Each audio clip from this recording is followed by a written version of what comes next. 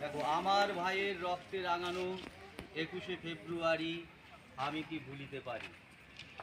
তো ভাষার জন্য যারা প্রাণ দিয়েছিলেন সেই ভাষার শহীদ, তাদের প্রতি আমরা শ্রদ্ধার্ঘ্য নিবেদন করি।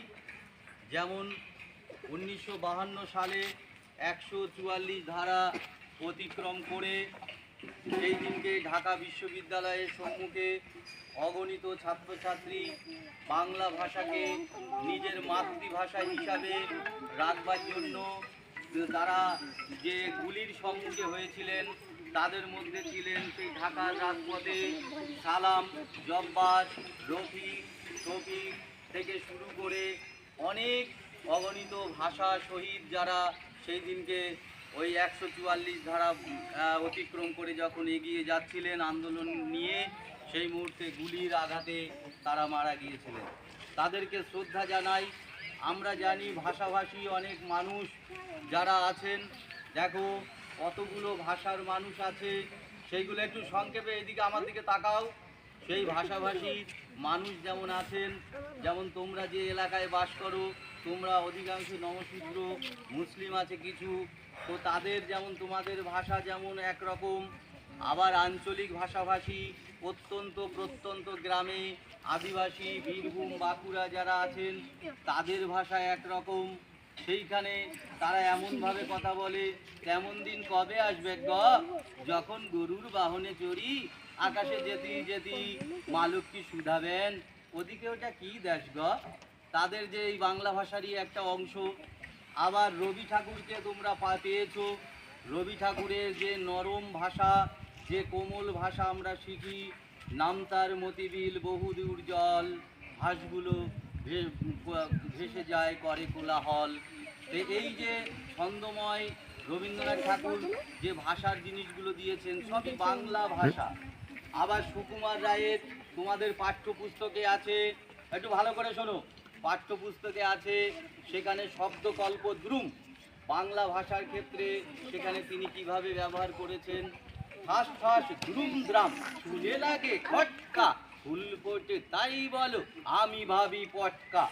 এই যে কবিতাগুলো, এই যে আমাদের বাংলা ভাষাগুলো, আমরা অত্যন্ত গর্বিত এবং আনন্দিত যে এই ভাষায় আমরা জন্মগ্রহণ করেছি।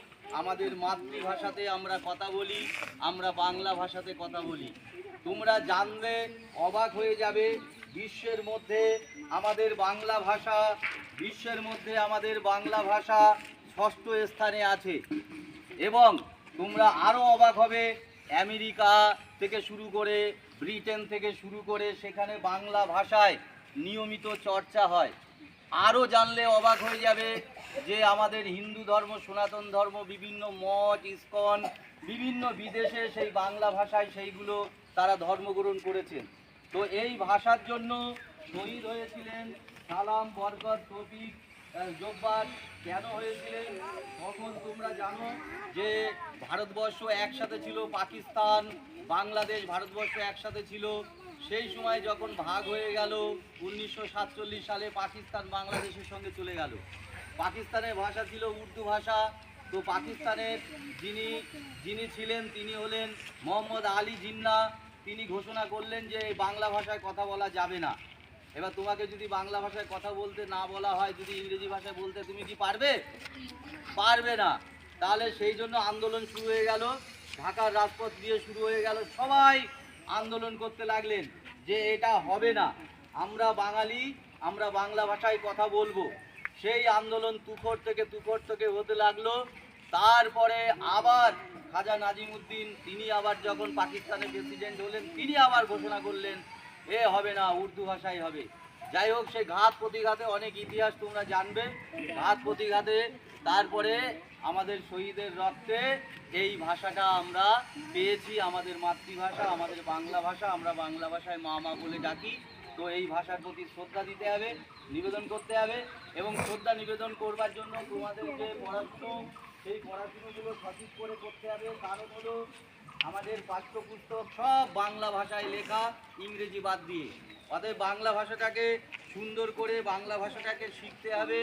তখন বাংলা ভাষা রপ্ত করতে পারলে দেখবে যে তোমরা বাংলা ভাষায় কথা বলছো, বাংলা ভাষায় আবৃত্তি করছো, বাংলা ভাষায় গান করছো, বাংলা ভাষায় নাটক করছো, কত কিছু মনোরম।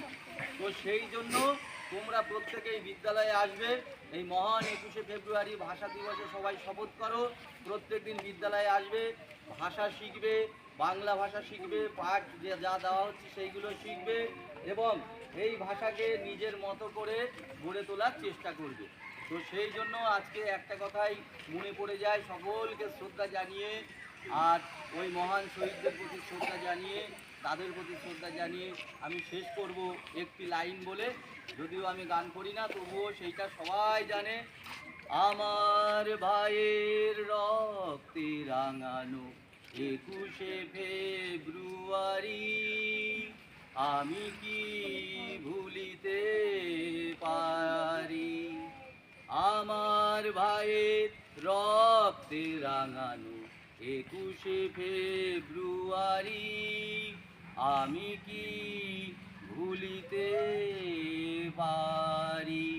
সকল শহীদ তারা বেঁচে থাকবেন আমাদের স্মৃতিকোঠায়, এই শ্রদ্ধা জানিয়ে আমি এই মুহূর্তে এই ভাষা দিবসের সংক্ষিপ্ত কথা শেষ করছি।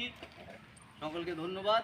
এর পরবর্তীতে যেটা হবে সেটা ক্লাসে ক্লাসে হবে, সেখানে তোমরা যে যা পারো করবে। সেই বাংলা ভাষায় সেখানে আবৃত্তি হতে পারে, গান হতে পারে, নাচ হতে পারে, সেইটা আমরা পালন করব এবং সেটা করতে হবে। করার পরে যেভাবে ঘোষণা দিলাম সেই ঘোষণা অনুযায়ী আমাদের স্কুল পর্যন্ত চলে তারপরে খাওয়া দাওয়া হয়ে ছুটি হবে।